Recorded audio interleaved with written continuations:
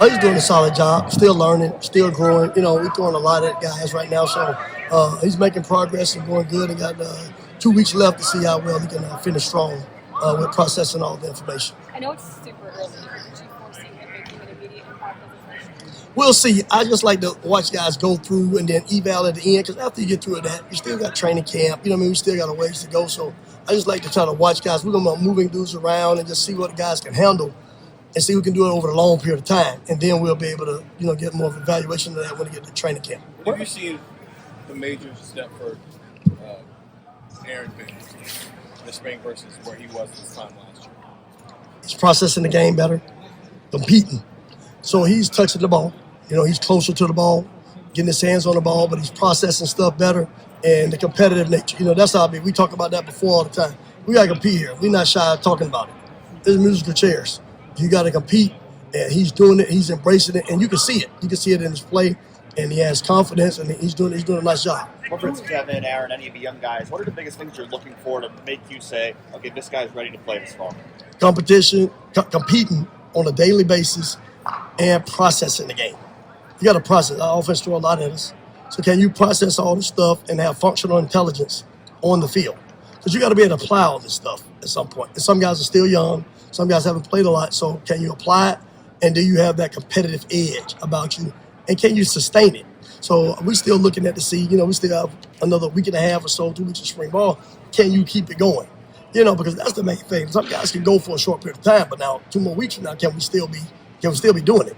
What sort of things are you doing with IGB this spring to maybe cut down on some of the kinds of improvements? Not just moving his feet, just feet drill, just moving his feet so you don't get, reach at the top. Your eyes, feet, hands slide at the top. So if you get your feet in the right position earlier in the down, that puts you in a better position at the top of the route so you don't have to reach as much. How correctable is that for him? It's correctable. Like anything in life is correctable. You put work in it, like a life lesson. You work on it, it'll improve. And they keep getting better. And then it's different things because the football has a lot going on. You got splits, you got body size, you got field position. So you got different calls that put you in those different ranks. So you got to be able to apply all of that and know how it works. So when you're at the top of the route, you're not in a bad position that make you have to reach it right. How is Jermaine spring ball? Outstanding. He's playing well. You can tell Maine he's comfortable, but he's been with me for a while. He's been around for a little bit. So He understands it. He knows the progression of the teaching. He understands route progressions. He plays good with his eyes. He has a high football IQ. So he's able to process the stuff fast. Played obviously a lot last year when Denzel was playing. Is it safe to say he's the front runner for that job? Oh, yeah. Well, Maine's played. Maine's played a lot of football around here. But even when he wasn't hurt, Jermaine's rolled in. So he's Maine has been like a starter for us. So. He's a tall curve. Yeah, competitive. Confidence. You got to have that when you play outside. So you got to live in that world of confidence. You got to have amnesia. Plays going to happen. And then you got to be able to have an edge to your playing out there. How are you seeing Lorenzo come along in that nickel spot?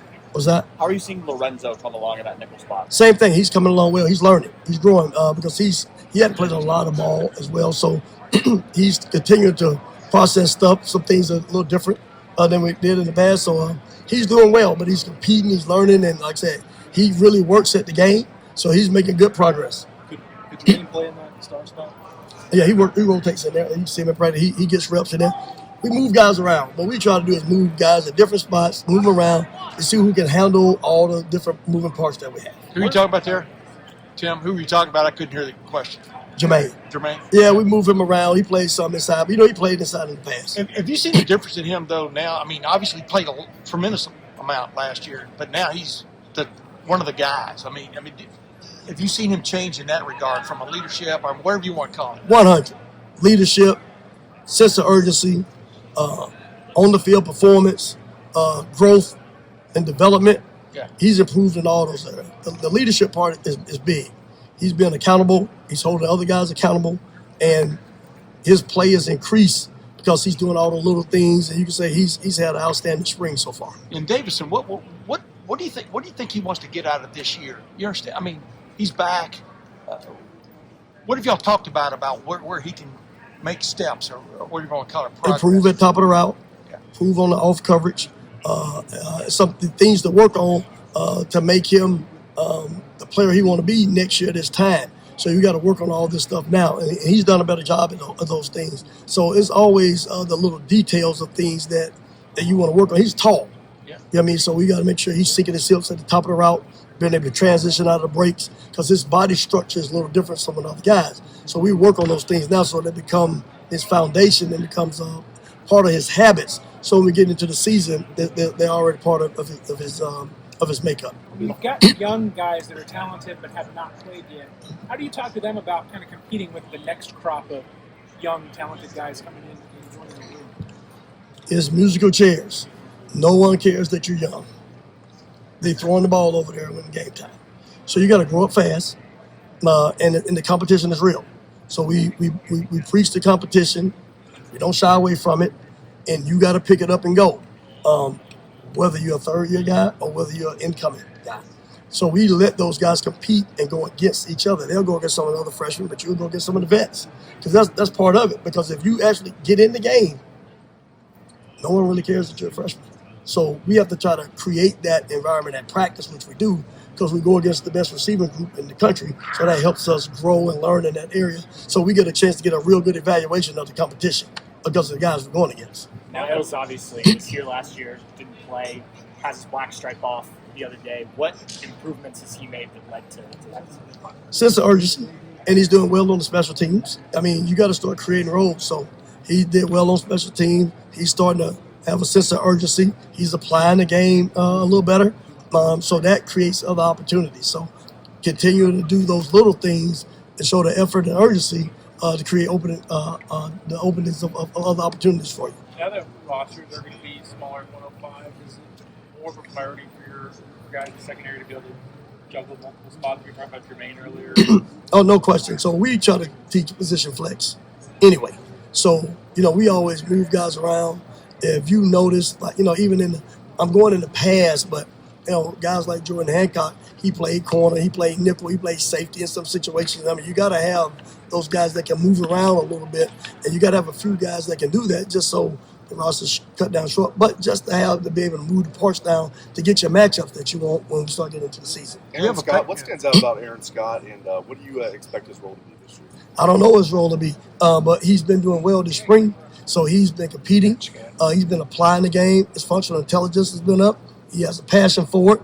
He plays with great effort, and things are coming along for it, and he's playing with confidence. So all those things build, and then can we sustain it? Can we keep going? And the roles take care of itself when we get closer to game time. It's real early on that part now because we still got a few weeks of spring ball. Then we still have training camp. Devin Sanchez. Yeah, go ahead. Devin Sanchez. What's been your take on him? He's doing a solid job, but he's learning, he's growing. And like I said, I like to see stuff when it goes over a long period of time. But he's doing well. He's picking stuff up. He's making some plays, but he still has some stuff to learn.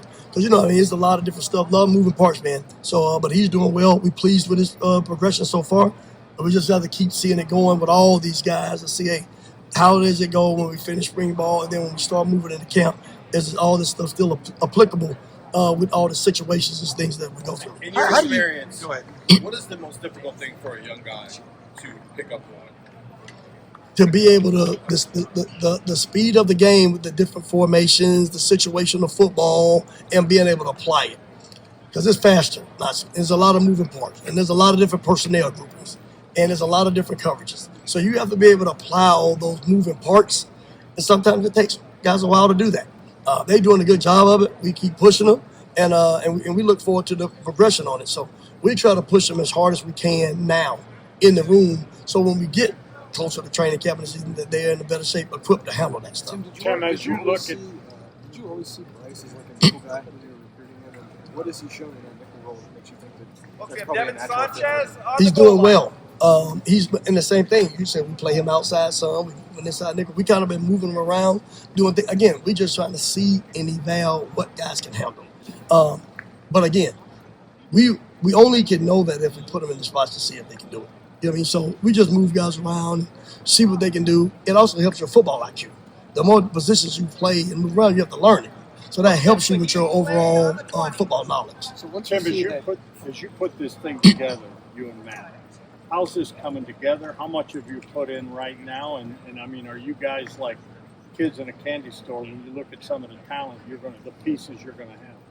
Yeah, we got a lot of pieces and we're excited about it, but we still taking it slow because we are young.